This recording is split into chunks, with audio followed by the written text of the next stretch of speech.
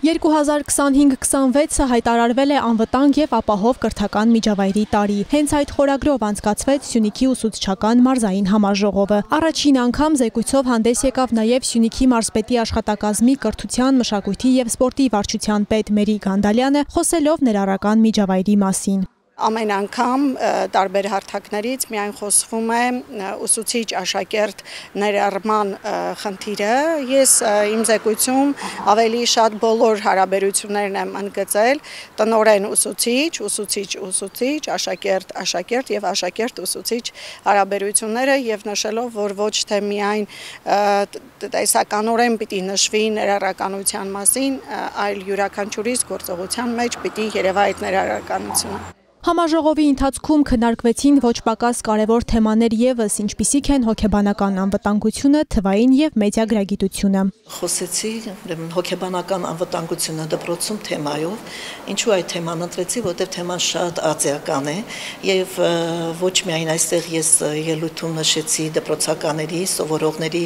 անվտանգության մասին, նաեւ կարևորեցի ուսուցիչների անվտանգությունը, որովհետեւ շատ դեպքեր են լինում, երբ որ բուլինգի են ենթարկվում նաեւ ուսուցիչները եւ ամենակարևորը մասնագիտական այրումը։ Ինչ բան է դա? Մասնագիտական այրումը դա այն է, երբ որ ուսուցիչը անվտանգ միջավայրում չի աշխատում, ուրեմն մոտիվացիան պակասում է եւ արդյունավետ դասապրոցես, ստեղծագործական միտք չենք նկատում այդ դասերին։ Հանդիպմանը մասնակցելու էին եկել նաև Քաջարան և Մեղրի համայնքների ուսուցիչները։ Վարդանիձորի միջնակարգ դպրոցը ներկայացրեց ուսուցիչը համայնքի սյուն, դասարանը ընտանիք թեման։ Խոսել ենք նրա մասին, թե ինչպես ուսուցիչը կարող է օգնել, որպեսզի զարգանա եւ բարգավաճի համայնքը։ Խոսել ենք ուսուցչի դերը դասարանում եւ որը կփոխակերպվի համայնքում։ Նրա մասին, թե աշակերտին ինչպես կարելի է փոխել եւ